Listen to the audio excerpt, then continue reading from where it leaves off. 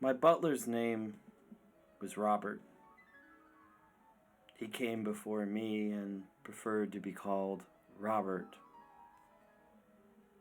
When I decided that I preferred to be called Robert and not Bobby, the family disagreed.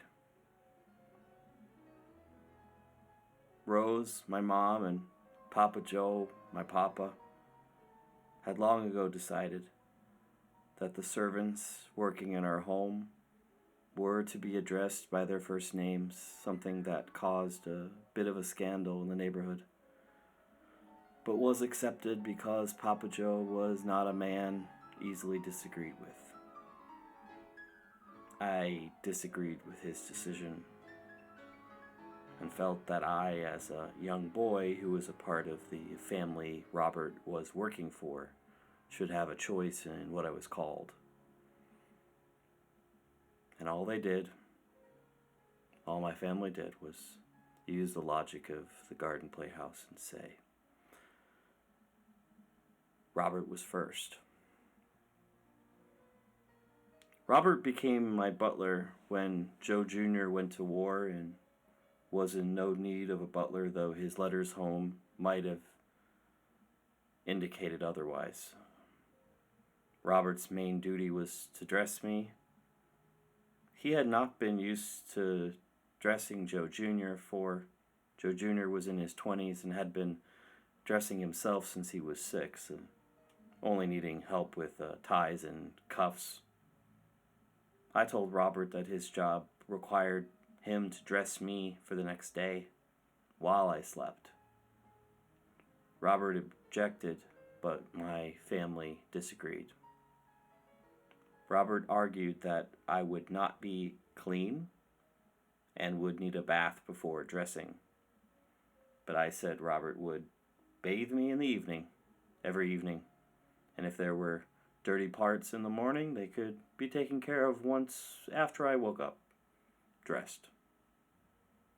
My family agreed, and Robert knew it was best not to disagree again.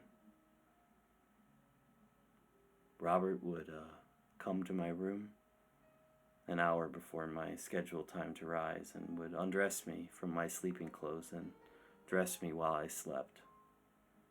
It became my game to stop paying attention to calendars or to the words people said to me about the next day's events. I would wake up, yawn, stretch out my arms, open my little eyes, and look down at my clothes. If I was in school clothes, I knew I had school ahead. If it was church clothes, I knew church was ahead. If it was happy church clothes, I knew marriage was ahead. And if it was sad church clothes, I knew a funeral was ahead. And if it was semi-formal church clothes, I knew it was a holiday. One morning in late May, I woke up cranky, swatting at Robert, who was shining my cufflinks. He looked so unhappy. Robert, I asked. Is it a holiday? Yes, Bobby. Which one? I asked. It's Memorial's Day, Bobby. Robert had a habit of pluralizing almost everything in a complicated and nonsensical manner. When we would be sitting around waiting for snacks, he would say, "The cakes are in the ovens, boys." In our heads, we would imagine dozens of cakes, dozens of plates, dozens of ovens. And when only one cake would come out, one big enough for a wedding party, the four of us would be upset at the lack of multiple everything and eat our cake quietly, mourning the loss of the plural. At the time of this poem, the family doctors had diagnosed me with what they called sloppy mouth syndrome. And the problem with having sloppy mouth syndrome is that often parts of words come out sloppy and some come out just right. So I often made sense, but not a lot of sense. It was said that I could have also had something called sloppy ear syndrome, and that I could only hear parts of words correctly, but the blood tests were inconclusive. When Robert told me it was Memorial's Day, I either misspoke or misheard it, Memorio's Day, and asked, "Who is Memorio?" Robert, always a fan of mythology, proceeded to tell me that Memorio was the Greek god of happy memories. And in the end of May, on a Monday, we celebrate his legacy.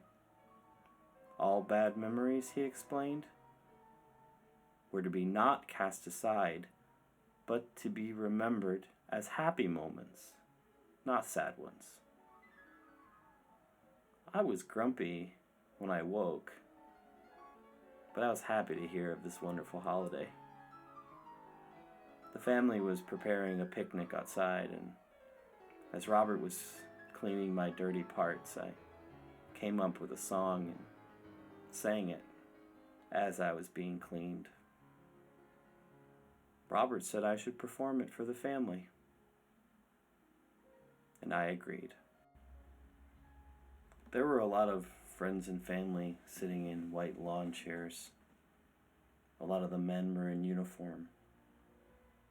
I thought they must be remembering today how wonderful it was to be in battles, flying planes into black clouds. All the women were in blue and red, and they must have been remembering today how wonderful it was to be alone and worried.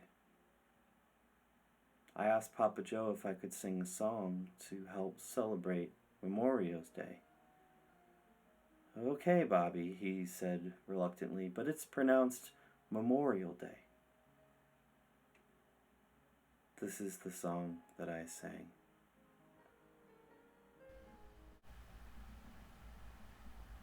It's time to forget all your troubles. All those troubles are smiling now. It's Memorio's Day. Nothing to be sad about, not what you were sad about. It's Memorio's Day. If they died, if they were sad, all those things never happened today. You don't have time to wait, 'cause it's Memorio's Day. Nothing bad has ever happened, not today, because it's Memorio's Day. Forget all your troubles, forget all your troubles, forget all your troubles, forget all your troubles. It's Memorio's Day.